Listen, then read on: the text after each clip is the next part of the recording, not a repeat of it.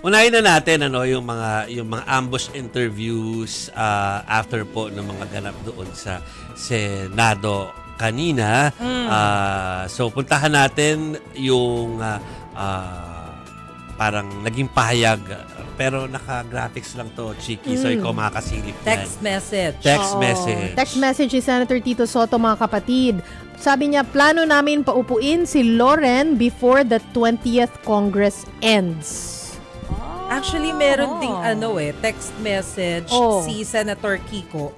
Okay. Ka-text din yata ito ni Mean Los Baños kasi siya yung nag-forward. So, ang sabi ni Senator Kiko, usap-usapan lang habang nagbibiruan. Pero wala namang pinagkasunduan.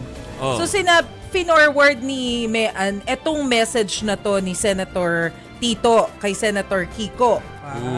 Tapos, ang sagot ni ni Senator Kiko, hindi naman masasabi na compromise. Kasi ang tanong niya, compromise po ba ito? 'Di ba? Following yung text ni Tito Sen. Sabi ni Senator Kiko, hindi naman masasabi na compromise. It was mentioned in passing as a possibility, but nothing was finalized. Yan. Pero nag-dry run sila kanina. May dry run. Oo. Tapos tinawag pang Madam President. Oo. Parang Diba? feel nila, okay ba yung feeling? Correct. Isa po sa pinaghugutan ng mga ganyang usap-usapan, ito pong picture na pinost ni Senator Kiko Pangilinan kung saan makikita natin yung mga miyembro ng majority ng Senado. Tapos meron siyang pinost, di ba, na caption na hashtag power sharing. Oh. Yes. Diba? O talaga mapapaisip ka tuloy, bakit may power sharing? Pwede ring joke-joke lang. Hindi natin alam. Pero parang walang LOL o laughing kayong kay Senate President eh.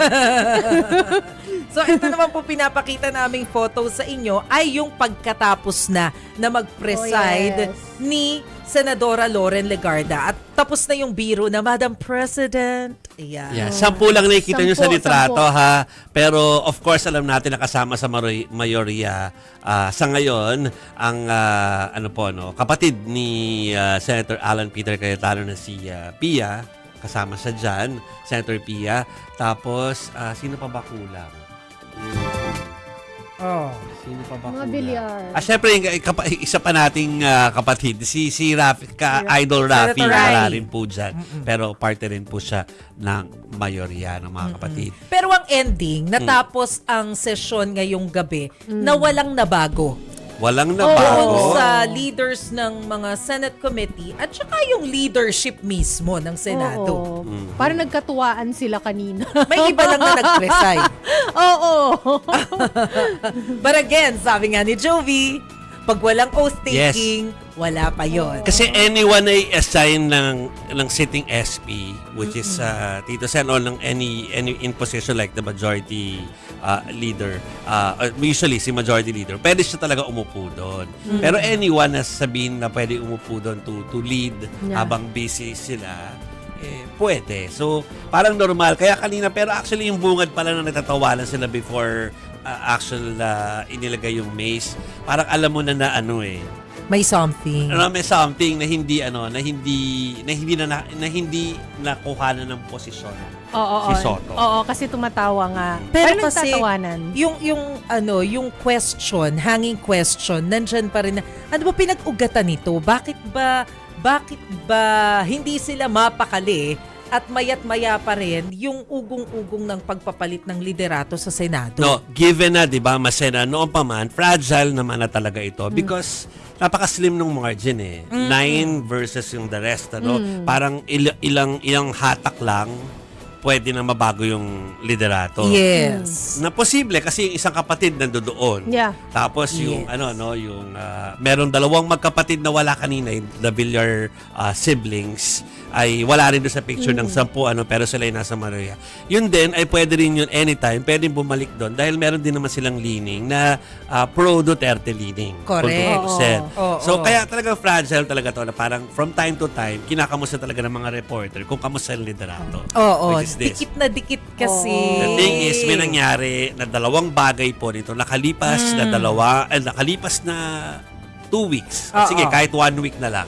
First, yung gitgitan about or kiskisan about West Philippine Sea. Yes. Naging mainit yun. Yeah. Diba? Parang hindi lang mga paniniwala ang nakiskis dun, pati ego na bruise. At saka pati Right. ulo natin Oo. uminit. Oo, ha? Oo.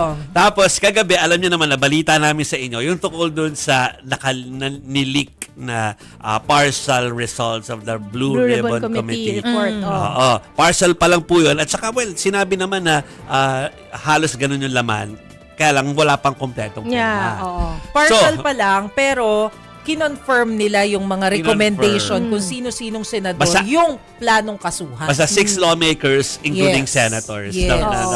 na re-recommenda nilang kasuhan na ng proper agency. Ano po?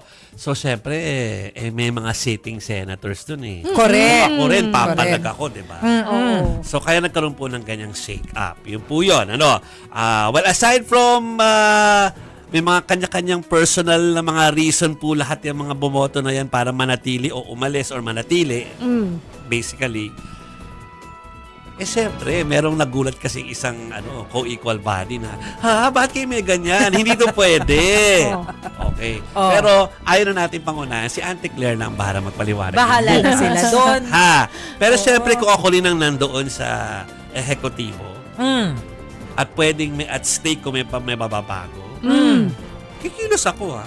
Diba? Kikilos ako. Actually, makwento ko lang. Oh. Kanina pa rin kami nagme-message doon sa group chat namin with the With Auntie Claire ba Palace ito? press officer. Oh. We're requesting for a statement, official statement from Palace kung ano yung masasabi dito sa possible changes sa leadership ng Senate.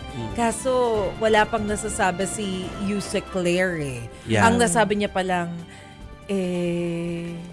Of course. yun pa lang. Kasi wala pang official. Wala pang diba? official. Totoo din naman. Kasi kung ikaw naman ay official ng ehekutibo, you should also wait for the official announcement na may changes na eh. And etong mga ganitong bagay ay bagay na hindi naaaminin ng kahit sino kung meron silang naging papel.